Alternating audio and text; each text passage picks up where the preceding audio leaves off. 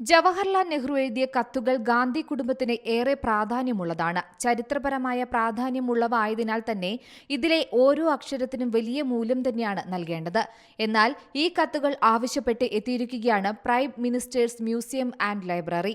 ചരിത്രം പറയുന്ന ഈ കത്തുകൾ ഗവേഷകർക്ക് മറ്റും ഏറെ പ്രയോജനപ്പെടുമെന്നും ചൂണ്ടിക്കാട്ടിയാണ് കത്തുകൾ ആവശ്യപ്പെട്ടിരിക്കുന്നത്. 1971 ജവഹർലാൽ നെഹ്റു മെമ്മോറിയൽ ഇവ PML-ന് കൈമാറിയിരുന്നു. എന്നാൽ 2008 അവയെല്ലാം സോണിയാഗാന്ധിക്ക് തിരിച്ചും കൈമാറി. കത്തുകൾ തിരിച്ചു തരാൻ ആവശ്യപ്പെട്ട് രാഹുൽ ഗാന്ധിക്കാണ് കത്തയച്ചത്. നിലവിൽ സോണിയാഗാന്ധിയുടെ കയ്യിലാണ് ഈ കത്തുകളുള്ളത്. നേരത്തെയും കത്തുകൾ തിരികെ നൽകണമെന്നാവശ്യപ്പെട്ട് സോണിയാഗാന്ധിക്ക് അറിയിപ്പ് ലഭിച്ചിരുന്നു. എന്നാൽ നടപടികളൊന്നും ഉണ്ടായിരുന്നില്ല. കത്തുകൾ ഒറിജിനൽ കോപ്പികളായോ അല്ലെങ്കിൽ അവയുടെ പകർപ്പുകളായോ തിരിച്ചു തരണമെന്നാണ് ആവശ്യപ്പെടുന്നത്.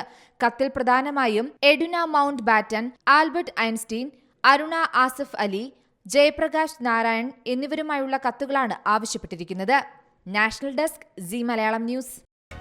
പുതിയ വാർത്തകളും വിശേഷങ്ങളും ഇനി വിരൽ തുമ്പിൽ. എല്ലാ ഡിജിറ്റൽ പ്ലാറ്റ്ഫോമുകളിലും ഇപ്പോൾ സി മലയാളം ന്യൂസ് ലഭ്യം.